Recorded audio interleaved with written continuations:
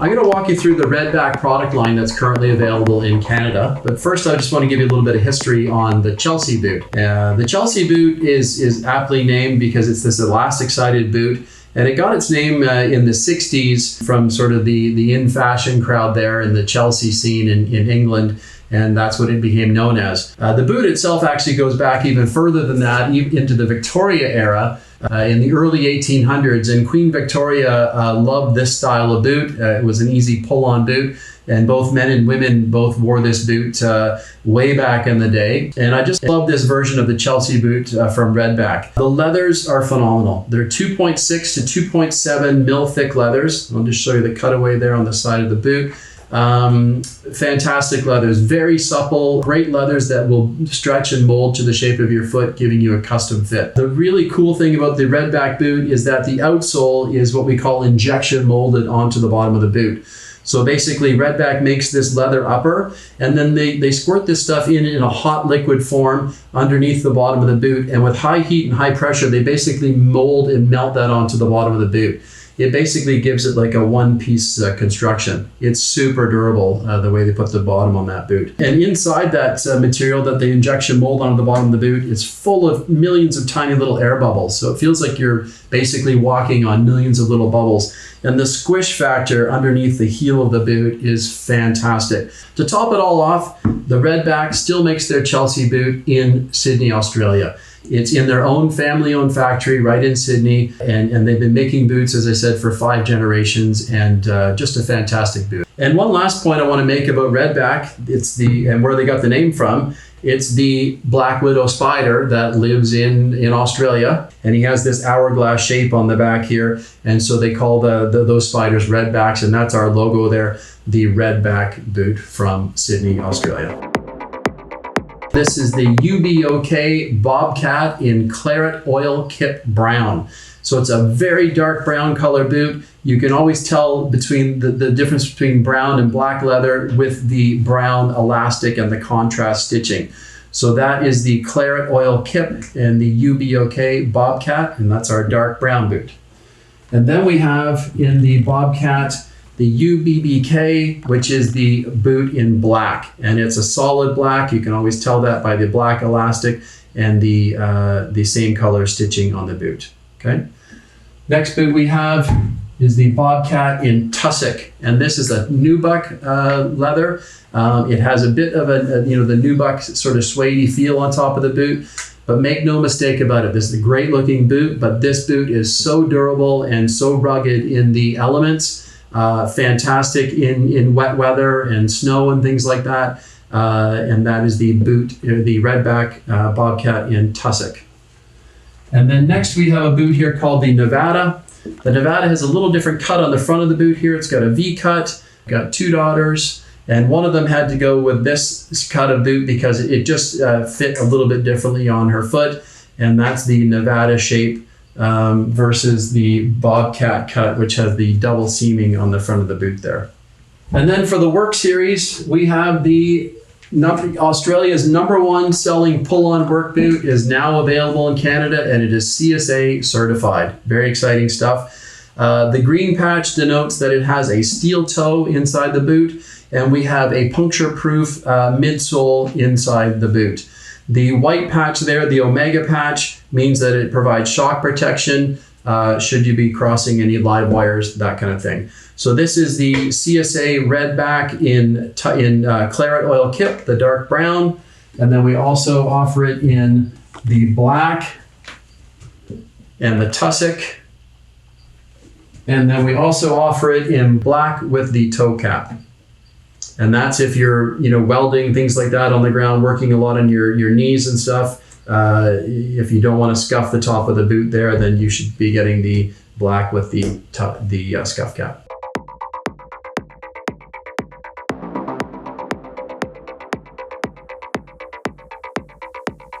Okay, so I wanted to give you a couple of tips in order to find your proper size in Redback boots. And the first thing you'll need to know is that Redbacks come in UK or Australian sizing.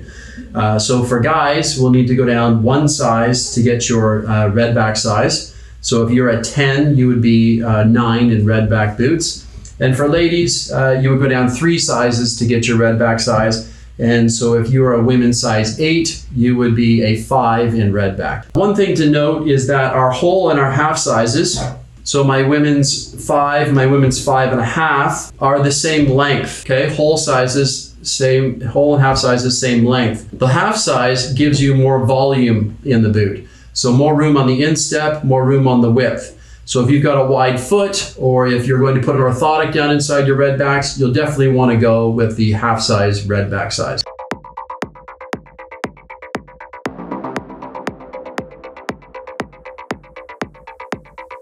The first thing you want to check for is length. So once you've got your foot down inside the boot, we want to make sure the length is right. The boot will not stretch in length. So what we want you to do is, because we've got a toe cap inside our boots here, I can't really feel where your toe is. I need you to kick your foot so your toes are touching the front of the boot. And we're looking for about a pencil width behind the Achilles tendon in the back of the boot. So with the toes at the very front, we're looking for about a pencil width or about a pinky finger of space behind the Achilles tendon to make sure that the length is right. The great thing about Redbacks is the leather quality is phenomenal.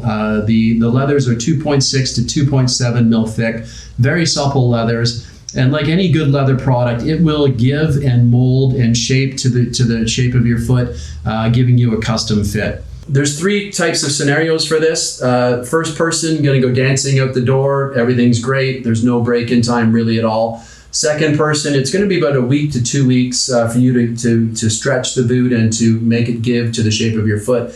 And then third person, you might actually have to put a boot stretcher down inside the boot and put it in there for about 48 hours and give yourself a head start on stretching the boot out. Any good shoe store or leather smith will have a boot stretcher in shop. And that's probably 1 in 10 customers might need to actually do that. So now we're going to fit up Joel here just on his boots and just make sure that they have the proper fit for him. Okay, so once again, we want to check to make sure that the length is right first. So we're going to get you to kick your toes so they're right towards the front of the boot, right on, and bend the knee forward. And we're looking for about a pinky finger behind the Achilles tendon. That's a perfect amount of room. Now we know the length is right. So I'll just get you to come back off the front of the boot, back in the heel counter here. And now we're checking across the top of the boot and it's just a little bit snug in through here. We obviously know we're going to stretch and mold that boot in through here. We're wearing the 9.5 right now. It's the perfect fit. I think if he was in the whole size in the 9 boot, it would be a little too snug across here. So actually we've got the perfect fit boot right here. Length is right. We're going to have a good little bit of stretch and molding across the top of the boot. This is a perfect fitting Redback.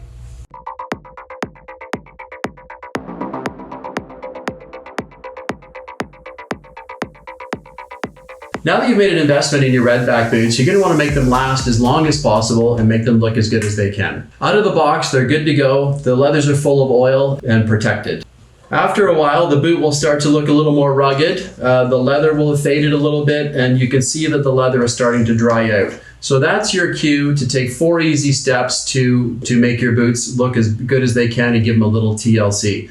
And the first thing to do is just to wipe the boot down with a damp rag. Remove all the dust and the dirt from the creases, especially this flex point right here. The dust and the dirt down inside that crease there just acts like sandpaper and will erode away at the leather. So wipe the boot down, get it as clean as possible. In Canada, we've got 3 feet of salty snow in the winter time. You get that white salt stain on the side of the boot. You can use a damp rag with a little bit of vinegar on it and water, and that will remove the salt from the side of the boot. You don't want salt on the side of the boot because it can damage the leather also. So just with a bit of water and vinegar on a damp rag, wipe it down, remove it from the side of the boot. Once the boot has been wiped down, let it dry at room temperature. Do not put it next to a wood stove or a furnace, that kind of thing. Let it dry at room temperature. You can put in one of these shoe trees, which are made of cedar, and they'll just go down inside the boot and help to dry it, or you can just stuff it with some newspaper and help to keep the shape of the boot. Once the boot is dry, we're going to use some of our Redback Boot Rejuvenator, which is a combination of oil and wax, and it just helps to hydrate the boot. So just a little bit on the fingertips and working into the leather really helps to hydrate the boot and make it supple again, and just work that in with the heat of the hands and that's going to make your Redback boots look as good as possible for as long as they can. The last thing you'll want to do is to just, if you can repeat that process every couple of months, wipe the boot down, let it dry room temperature, hydrate the boot with some of our Redback Boot Rejuvenator, and your boots will be good for a long time.